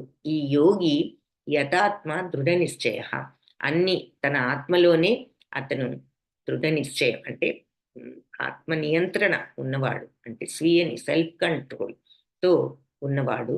నా మనస్సును బుద్ధిని నాకు అర్పించిన ఆ నా భక్తుడు నాకు ప్రియుడు. సో భక్తుడు మనసును బుద్ధిని భగవంతుడికి అర్పించాడు. అది ఫస్ట్ క్వాలిఫికేషన్. అలాంటి వాళ్ళు అసలు ఎలా ఉంటారు అంటే అలా అంతటి భక్తిలో ఉన్న వాళ్ళు ఎవరి పట్ల ద్వేషం లేకుండా, అందరి పట్ల మిత్రుత్వంతో, కరుణతోనే ఉంటూ, అహంకారం లేకుండా, ఏదైనా సుఖ దుఃఖాలన్నిటినీ సమంగా చూస్తూ ఎప్పుడు తృప్తిగానే, ఎప్పుడు సంతోషంగానే ఉంటారు. హరిదాస్ ఠాకూర్ని చూపిస్తున్నారు. ఆయనకు ఏమి అక్కర్లేదు, నిరంతరం హరినామ జపంలోనే ఆనందాన్ని పొందినటువంటి వాడు నామాచారి. కాబట్టి ఆయన్ని ఎగ్జాంపుల్గా చూపిస్తున్నారు. ఇంకా ఏం చెప్తున్నారంటే యస్మాన్నో ద్విజతే లోకే లోకోన్నో ద్విజతే చయః హర్షామర్ష భయోద్వేగై ముక్తో యస్సచమే ప్రియ. వాళ్ళు ఈ లోకంలో ఏ ఉద్వేగానికి, ఈ లోక ఉద్రేకాలకు వేటికి కూడా వాళ్ళు ఉద్వేగాలకు భయపడరు, గురికారు. ఎవరి చేత ఎవరిని బాధ పెట్టరు. ఈ లోకంలో ఎవరి వల్ల ఎవరైనా ఏదైనా అనగానే మనకి చాలా కోపం వస్తుంది, లేకపోతే దుఃఖం వస్తుంది, ఉక్రోషం వస్తుంది, ఇలాంటి ఫీలింగ్స్ అన్నీ వస్తూ ఉంటాయి. కానీ వాళ్ళు ఏ ఉద్వేగానికి గురికారు, ఎవ్వరిని బాధ పెట్టరు. సుఖ దుఃఖాల్లో ఒకేలాగా ఉంటూ భయాందోళన రహితంగా ఉన్న నా భక్తులు నాకు చాలా ప్రియమైన వాళ్ళు. సో అని చెప్పి మళ్ళీ ఇంకా చెప్తూ యోన హృష్యతి నద్వేష్టి నశోచతి కాంక్షతి శుభాశుభ పరిత్యాగి భక్తిమాన్యా సమే ప్రియ.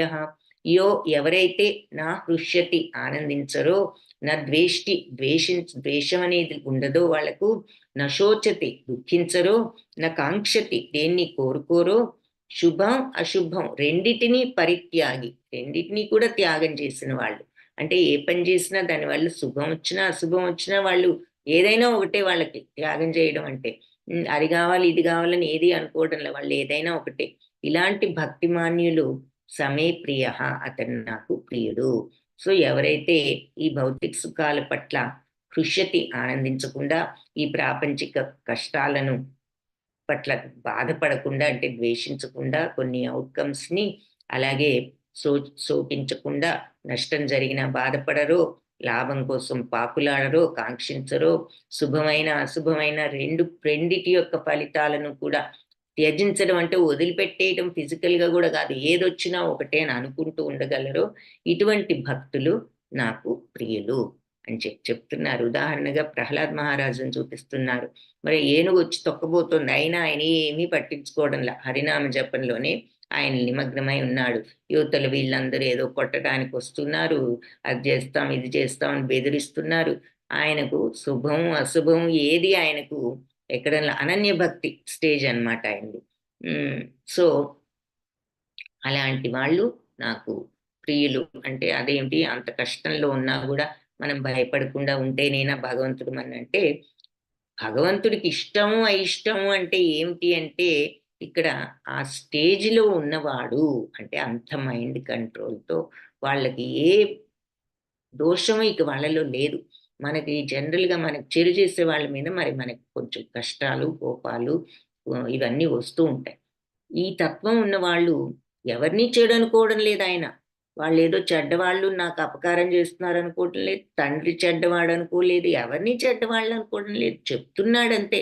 తండ్రి నువ్వు ఈ మార్గంలోకి వెళ్ళు, నారాయణుడు ఆయన సర్వత్రా ఆయనే సమస్తం. ఆయనే అందరికీ అందరిని సృష్టించిన వాడు. ఆయనే భగవంతుడు అని చెప్తున్నాడే గాని, ఎవరిని ఆయన దూషించినది లేదు, ఏదీ లేదు.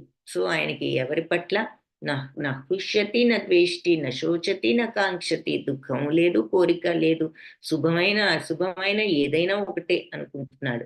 అలాంటి భక్తిమాన్యులు సమే ప్రియ. మరి ఆ తత్వంతో ఉండటమే భగవత్ తత్వం. భగవంతుడికి కూడా మీరు ఈ మాటలు వింటే మీకేం గుర్తు రావాలి? భగవంతుడు తన తత్వాన్ని గురించి ఇంతకుముందు చెప్పారు. నేనెవ్వరిని ద్వేషించను, నాకు కావాల్సింది లేదు, నేను కోరుకునేది లేదు, నాకు కావాల్సింది లేదు, నాకు లేనిది లేదు. ఎందుకు? ఆనందం అంతా ఆయనలోనే ఉంది. ఇంక వేరే భౌతిక ప్రపంచపు సుఖాల నుంచి ఆనందాన్ని తీసుకోవాల్సిన అవసరం ఆయనకి లేదు. సో, ఆ సచ్చిత్తానంద తత్వం భగవంతుడిది. మరి ఎవరి పట్ల ద్వేషము లేదు, ఎవరి పట్ల పక్షపాతము లేదు. వాళ్ళు ఆ స్టేజ్ అదే స్టేజ్‌కి వాళ్ళొస్తే ఆయన స్టేజ్ ఏమిటో తెలుసుకొని ఆ కనెక్షన్‌లో ఉంటారు. అంతేను అని చెప్తున్నారు. సో, ఇక్కడ ఈ భక్తుడు ఈ లక్షణాలు అవే లక్షణాలు. నా శోచతి నా కాంక్షతి, దుఃఖము లేదు, కోరికలు లేదు, శుభమైన అశుభమైన ఏదైనా ఒకటే మరి అని చెప్పి అందరి పట్ల సర్వత్రా సమబుద్ధయ, ఇందాక చూసాం కదా. సర్వత్రా సమబుద్ధయ, తర్వాత సర్వభూత హితే రత, అందరి యొక్క భగవంతుడు కూడా మరి శ్రేయోభిలాషి అందరికీ చూసాం కదా మనం. ఇది పీస్ ఫార్ములా అనే దాంట్లో ఏం చూసాము, భగవంతుడు అన్ని లోకాలకు కూడా సర్వలోక మహేశ్వరుడు అని చూసాము. తర్వాత అందరికీ శ్రేయోభిలాషి అన్నది చూసాం. సో, అది అదే మెంటాలిటీ వీళ్ళకు కూడా ఉంది. అంటే భగవంతుడి యొక్క సచ్చిదానంద తత్వాన్ని వీళ్ళు ఆ భక్తి మార్గంలో ఉంటూ తెచ్చుకుంటారనమాట ఈ శుద్ధ భక్తులు కూడా. సో, అనపేక్ష సుచిద్దక్ష ఉదాసీనో గతవ్యథ సర్వారంభ పరిత్యాగి యో మద్భక్త సమే ప్రియ. అనపేక్ష, దేని మీద అపేక్ష లేదు. శుచి, పవిత్రుడు, దక్షుడు, దక్షత అంటే కరెక్ట్గా రెస్పాన్సిబుల్గా మార్గంలో ఉన్నవాడు. ఉదాసీనో అంటే ఉదాసీనుడు అంటే ఏమిటి, ఏది జరిగినా ఒకటే అనేటటువంటి మెంటాలిటీతో ఉండగలుగుతాం. ఉదాసీనత అంటే వీడు ఏం పట్టించుకోడేంటి, ఇలా ఉదాసీనంగా ఉంటాడు, రియాక్ట్ అవ్వడు అనుకుంటూ ఉంటాం మనం. అది చాలా గొప్ప తత్వం. ఆ ఉదాసీనత ఏది జరిగినా రియాక్షన్ లేకుండా ఉండగలుగుతాం. గత వ్యధలన్నీ వదిలిపెట్టేసిన వాడు, కలతలు లేకుండా ఉన్నవాడు. అంతే కదా, ఏది జరిగినా సమత్వంతో ఉంటే ఇంక మనకి ఏం వ్యధ ఉంటుంది, ఆందోళన ఏముంటుంది, దుఃఖం ఏముంటుంది. సర్వారంభ పరిత్యాగి, మరి అన్నీ కూడా స్వార్థ చింతన లేకుండా అన్నీ కూడా అలా నిస్వార్థంగా త్యాగం చేయగలిగిన వాడు యో మద్భక్త, అటువంటి నా భక్తుడు నాకు సమే ప్రియ, నాకు ప్రియుడు.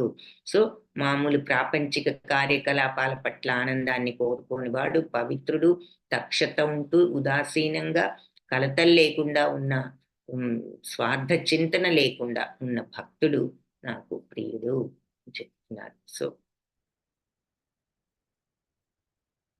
సూరదాసు, ఆయన కళ్ళు లేని సూరదాసు మహాభక్తుడు. ఆయన మరి నీకు చూపిస్తాను భగవంతుడు మరి అని చెప్తే నిన్ను చూసిన కళ్ళతో మళ్ళీ నేను ఈ లోకాన్నంతా కూడా చూడలేను అని చెప్పి చూపు కూడా వద్దు, భగవంతుడి రూపం చాలు నా చూపులు అని అంటాడు. సో ఇక్కడ ఆ భక్తుని చూపిస్తున్నారు.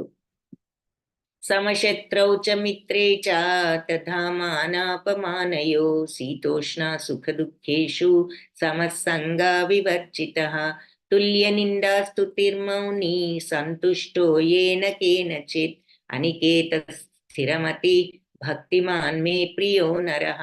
సమశత్రౌ చ మిత్రే చ, శత్రువుని మిత్రుణ్ణి సమంగా చూసేవాడు. తథా అలాగే మానాపమానయో, గౌరవాన్నైనా అవమానాన్నైనా సమంగా చూసేవాడు.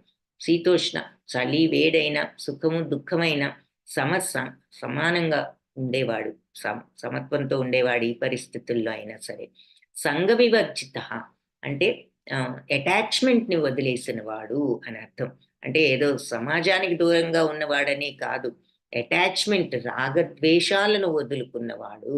సో అంటే రాగద్వేషాలు ఎప్పుడుంటాయి? ఈ కోరికలు, భౌతిక ప్రపంచంతో అటాచ్మెంట్స్ ఉంటేనే వస్తాయి. కాబట్టి ఆ రకంగా రాగద్వేషాలను వదులుకున్నవాడు. తుల్య నిందా స్తుతి అంటే నింద అయినా స్తుతి అయినా, ఎవరైనా నిందించినా ప్రేజ్ చేసినా తుల్య సమానంగా చూసేవాడు, నిందనైనా పొగట్టనైనా. మౌని, ఎక్కువ మాట్లాడని వాడు. మాట్లాడటం అంటే నోటితోనే కాదు, మనస్సులో కూడా అన్ని. పైకి మాట్లాడకుండా లోపల వీడేంటి ఇలాంటి వాడు అలాంటి వాడు అనుకుంటే అది మౌనం కింద రాదు. కాబట్టి మనస్సును కూడా అటువంటి రియాక్షన్స్ లేకుండా క్వైట్ గా ఉంచుకోవడమే మౌనం. మౌని అనే దానికి అర్థం, నిజమైన అర్థం. సంతుష్టో ఏన కేనచిత్, ఏదొచ్చినా సరే సంతృప్తితోనే ఉండేవాడు. మనకి కొంచెం ఇష్టం లేని జరగగానే వెంటనే దుఃఖం వచ్చేస్తుంది, విసుగు వస్తుంది, కోపం వస్తుంది, చిరాకు వస్తుంది, ఎన్నో వస్తూ ఉంటాయి. ఏది జరిగినా అలాగే ఆయన తృప్తిగానే ఉంటాడు. అనికేత స్థిరమతి, ఇలాంటి స్థితిలో ఉన్న, స్థిరంగా ఉన్నవాడు ఈ మెంటాలిటీతో భక్తిమాన్, ఇటువంటి భక్తుడు మే ప్రియో నరహ, నాకు ప్రియమైన మనిషి అని చెప్తున్నారు. ఇక్కడ మనకి ఎవరు మీకు గుర్తుంటే గనక అంబరీష్ మహారాజు, ఆయనను చూపిస్తున్నారు. అంబరీష్ మహారాజు గారి కథ చూసాం మనం.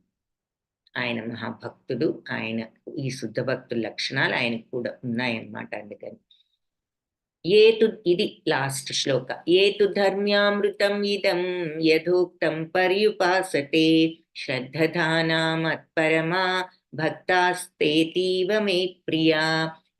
కానీ ఎవరైతే ఈ ధర్మవంతమైన ఈ అమృతాన్ని యథోక్తం, నీ శాయశక్తుల నీకు చేతనైన విధంతో నువ్వు పర్యుపాసన చేశావనుకో, ఎంతో శ్రద్ధతో ఆరాధించావనుకో ఈ ధర్మ మార్గాన్ని, ఈ భక్తి మార్గాన్ని శ్రద్ధతో మత్పరమ నాకు సమర్పించి భక్తాస్తే తీవ్రమే ప్రియ, భక్తితో వాళ్ళు నెలకొని ఉంటారు. సో భక్తి యోగం అనే ఈ అమృత మార్గాన్ని అనుసరిస్తూ నన్నే పరమ లక్ష్యంగా చేసుకుని శ్రద్ధతో మత్పరమ పూర్తి భక్తిలో నెలకొన్న వాళ్ళు నాకు అత్యంత ప్రియులు అని చెప్తున్నారు. సో ఈ భక్తి యోగంలో ఫస్ట్ ఎవరు ఉత్తములు?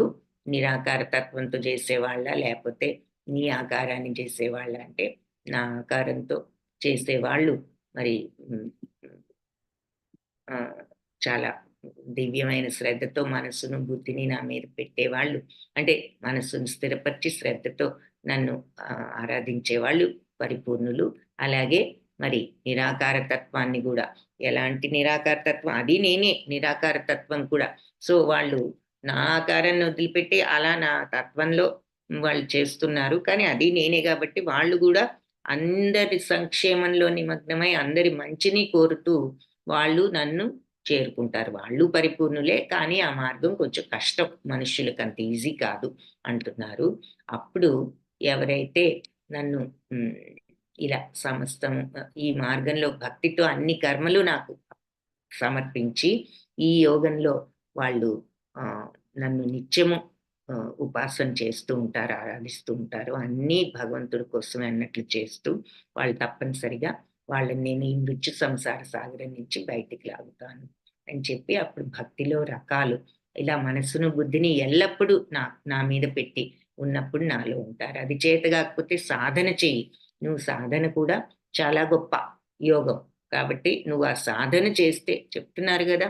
ఆ యోగంలో గనక అభ్యాస యోగంలో నువ్వు ఉన్నావంటే నన్ను పొందే కోరిక తప్పనిసరిగా పొందుతావు. కాబట్టి సాధన నెక్స్ట్ ఇంపార్టెంట్ స్టేజ్ అన్నమాట. సాధన చేయడం. ఆ సన్మార్గంలో ఉండటం, భగవంతుడిని ధ్యానించటం, జపించడం, కీర్తనలు చేసుకోవడం, మరి వినడం, ఆ మంచి మార్గంలో ఆ సాధనా భక్తి. అది గూడా చేత కాకపోతే సమస్తం భగవంతుడి కోసం అని చేస్తున్నాను. ఏదొచ్చినా ఆయన ప్రసాదం అనుకోవడం చెయ్యి. అది గూడా చేత కాకపోతే నువ్వు ఏ పని జేసినా గూడా సమత్వంతో ఉండు. ఏదొచ్చినా రియాక్ట్ అవ్వబాక. ఎందుకంటే అది నీ చేతుల్లో లేని పని. నువ్వల్లా పని చేయడం చేసి ఏదొచ్చినా నువ్వు రియాక్షన్స్ పెట్టుకోవద్దు. అది గూడా చేత గాకపోతే ధ్యానం. ధ్యానం కూడా చేత గాకపోతే జ్ఞానం. వేదాలవి చదువుకుని తెలుసుకోవడానికి ప్రయత్నించు అని ఈ మార్గాలు చెప్పిన తర్వాత ఇలాంటి వాళ్ళు ఇంత శుద్ధ భక్తిలో ఈ భక్తులు లక్షణాలెలా ఉంటాయంటే వాళ్ళు అందరి పట్ల, ఎవరి పట్ల ద్వేషం లేకుండా అందరి పట్ల ప్రేమతో, కరుణతో, జాలితో ఉంటూ, వాళ్ళు ఏది కోరుకోకుండా, అహంకారం లేకుండా, సుఖదుఖాలను సమంగా చూస్తూ, ఓర్పుతో ఉంటూ, ఎల్లప్పుడూ ఏది జరిగినా సంతోషంగా, సంతృప్తిగానే ఉంటూ, ఇందులో దృఢ ఆత్మ నిగ్రహంతో ఉండగలుగుతూ, మనసును, బుద్ధిని నాకర్పించి ఉంటారు. ఆ భక్తులు నాకు ప్రియమైన వాళ్ళు. వాళ్ళు ఈ లోకంలో వచ్చే ఏ విషయానికి గూడా వాళ్ళు బాధపడరు, ఉద్వేగానికి గురికారు. సుఖమైన, బాధైనా ఒకే రకంగా ఉంటూ సుఖాల్లో, దుఃఖాల్లో భయం, ఆందోళన, హర్షామర్ష భయోద్వేగై. సో, వాళ్ళకు భయం, ఉద్వేగము దేంట్లో సుఖదుఖాల్లో దేంట్లో గూడా ఆళ్ళు భయోద్వేగాలు చూపించరు. ఆనందాన్ని ఆనందంతో పొంగిపోవడం గానీ, దుఃఖంతో కృంగిపోవడం గానీ ఏదీ ఉండదు అని చెప్పి, ఈ భయోద్వేగాలన్నిటి నుంచి ముక్తులై ఉంటారు. విడుదలై ఉంటారు. వాళ్ళకవేవి లేకుండా ఉంటారు. భయోద్వేగాలు ఎప్పుడుండవు? కోరిక లేనప్పుడే ఉండవు. కోరికుంటేనే ఆ కోరిక తీరదేమోననే భయము, ఉద్వేగము ఇవన్నీ వస్తూ ఉంటాయి. కాబట్టి వాళ్ళవేమి లేని వాళ్ళు కాబట్టి భయోద్వేగాల నుంచి విముక్తులై ఉంటారు. అలాగే ఈ యోనహృష్యతి ఎందులోనూ విపరీతమైన ఆనందంతో జంప్ చేయడం లేదు. దేన్ని కోపగించుకోవడం లేదు. ఈ రిజల్ట్ వచ్చిందేమిటని దుఃఖం పడటం లేదు. ద శోకించరు, కాంక్షించరు. శుభమైన, అశుభమైన ఏదైనా ఒకటే అని త్యజించే రకంగా ఉన్న ఆ భక్తిమాన్యులు నాకు ప్రియులు. ఇంకా అనపేక్ష వాళ్ళకి దేని మీద కోరిక లేదు. పవిత్రులు, మరి దక్షతతో ఉన్నవాళ్ళు. అంటే ఈ ఫోకస్‌తో ఉన్నవాళ్ళు. ఉదాసీనులు ఏదెలా ఉన్నా ఒకే రకంగా ఉండేవాళ్ళు. గత వ్యధలన్నీ వదిలిపెట్టిన వాళ్ళు. ఏ వ్యధ లేదు వాళ్ళకు. సర్వారంభ పరిత్యాగి. అంటే ఆ కోరికలన్నీ కూడా త్యాగం చేసిన వాళ్ళు నా భక్తులు, నా ప్రియులు అని వాళ్ళ లక్షణాల్ని ఇంకా ఇంకేం చెప్పారు? ఎన్ని శ్లోకాస్‌లో చెప్పారు? దాదాపు 10 శ్లోకాస్‌లో ఈ శుద్ధ భక్తుల లక్షణాలు. సమశత్రౌ చ మిత్రే చ శత్రుమిత్రుల్ని సమంగా చూస్తాడు. అలాగే మానమైన, గౌరవమైన, అవమానమైన అతనికొకటే. ఎవరైనా గౌరవించి, సన్మానించితే పొంగిపోడు. ఎవరైనా నువ్వేంటి ఇలాంటి వాడివి, అలాంటి వాడని, నీకు కుర్చీ గూడా ఇవ్వము, నువ్వు నుంచునే ఉండాలని చెప్పినా గూడా ఏమి దుఃఖించడు. ఏదైనా ఒకటే. శీతోష్ణ, చలి, వేడి ఒకటే. సుఖమైన, దుఃఖమైన ఒకటే. మరి రాగద్వేషాలకు అతీతం. మనం గౌరవించిన వాడి మీద వీడు మంచివాడు పాపం అని ప్రేమ, నన్ను గౌరవించాడు గాబట్టి, వీడు నన్ను ఇలా అవమానించాడు గాబట్టి వాడి మీద ద్వేషం ఏదీ లేదు. రాగద్వేషాలకు సంగ వివర్జిత అటాచ్‌మెంట్స్ లేనివాడు. తుల్య నిందా స్తుతి. అంటే నిందైన, స్తుతి అయినా సమంగా చూసేవాడు. మౌని. మనస్సులో గూడా అన్నెసెసరీగా వీడు మంచి, వాడు మంచి ఇటువంటి జడ్జ్‌మెంట్‌లు లేవు. ఆలోచనలు లేవు. మనస్సును గూడా మౌనంగా ఉంచుకున్నవాడు ఎప్పుడు అది చిత్తశుద్ధి. అంటే అన్నెసెసరీ థాట్స్ లేవు. కల్మషరహితమైన థాట్స్ లేవు. సంతుష్ట ఏన కేనచిత్. ఏది జరిగినా అన్ని పరిస్థితుల్లోనూ సంతృప్తుడే. ఇలా స్థిరంగా ఈ ఈ మెంటాలిటీలో స్థిరంగా ఉన్నవాడు అలాంటి భక్తుడు నాకు ప్రియుడు అని చెప్తున్నారు. సో, ఇక్కడ అంబరీష్ మహారాజ్ గారిని కూడా చూపిస్తున్నారు. సో, ఈ భక్తి యోగం అనే ఈ ధర్మామృతాన్ని యథోక్తం నీ శక్త్యానుసారం నువ్వు పర్యుపాసన చేశావంటే, అనుసరించావంటే, ఈ మార్గంలో ఉన్నావంటే శ్రద్ధతో మత్పరమ నా కోసం అన్నట్లు నాకు అర్పించి భక్తాస్తే తీవ మే ప్రియ. వాళ్ళు నాకు అత్యంత భక్తులు. ఈ భక్తి యోగ మార్గాన్ని, ఈ అమృత మార్గం అంటున్నారు భగవంతుడు కూడా దీన్ని. ఈ భక్తి యోగం అనే ఈ అమృత మార్గాన్ని అంటే ఆ భక్తిలో ఆనందాన్ని పొందడం, భగవంతుడి యొక్క థాట్స్‌లో మనం ఈ శుద్ధత్వాన్ని, పవిత్రతను ఈ ఈ స్టేజ్‌ని తెచ్చుకోగలుగుతాం. ఆ తాదాత్మ్యతతో, ఆ పవిత్ర మైనటువంటి, దివ్యమైనటువంటి ఆ స్థితికి వెళ్ళగలుగుతాం. అందుకని భక్తి యోగం అనే ఈ అమృత మార్గాన్ని అనుసరిస్తూ నన్ను లక్ష్యంగా అంటే భగవంతుడిని ఫోకస్‌గా పెట్టుకొని ఆ భక్తిలో ఉంటూ శ్రద్ధతో మత్పరమ అంటే నాకు వాళ్ళు కంప్లీట్ సరెండర్‌తో శరణాగత తత్వంతో ఉన్న భక్తులు నాకు ప్రియమైన వాళ్ళు. లాస్ట్ శ్లోకం అన్నమాట. సో, ఇక్కడ ఒక ఎగ్జాంపుల్ స్టోరీ మరి భారతంలో కురుక్షేత్ర యుద్ధానికి ముందు దుర్యోధనుడు, అర్జునుడు ఇద్దరూ వస్తారు కృష్ణుడిని సహాయం మా పట్ల వాళ్ళ పక్కన ఉండమని అడగటానికి. ముందు దుర్యోధనుడొచ్చి కాళ్ళ దగ్గర కూర్చొని ఉంటారు. తల దగ్గరికి లాక్కుని కూర్చుంటాడు. ఒకళ్ళ కాళ్ళ దగ్గర మనం కూర్చోవడం ఏంటి, నేను రాజాధిరాజునని అనుకుంటూ. అక్కడ ఆయన అహంకారం మనకు అర్థమవుతుంది. తర్వాత అర్జునుడొస్తాడు మరి. వచ్చి ఆయన చక్కగా కాళ్ళ దగ్గర కిందే కూర్చుంటాడు. సో, ఈయన నిద్ర లేచిన తర్వాత ముందు అర్జునుడిని చూసి ఇద్దరిని పలకరించి ఏమిటొచ్చారు ఇలాగంటే ఇద్దరు చెప్తారు మరి మా పక్షాన నిన్ను ఉండమని అడగటానికొచ్చాము. అంటే సరే అర్జునుడిని ముందు అడిగితే అర్జునుడు హ్మ్. స అప్పుడు దుర్యోధనుడు నేను ముందొచ్చాను గదా! నువ్వు ముందు నన్ను అడగాలి కృష్ణ అంటే, నిజమే నువ్వు ముందే వచ్చావు దుర్యోధన. కానీ మరి నేను కళ్ళు తెరవగానే నాకు కనిపించింది ఆహ్, అర్జునుడు గాబట్టి అర్జునుడినే అడగటం భావ్యం అంటూ ఏమిటి అంటే నువ్వు నా మా పక్షాన ఉండాలని అడుగుతాడు అర్జునుడు. అప్పుడు శ్రీకృష్ణుడు ఏమంటాడంటే, నేనొక ప్రక్కుంటాను, సహాయం గావాలంటున్నావు. నేనొక ప్రక్కుంటాను, నా సైన్యం అంతా ఒక ప్రక్క.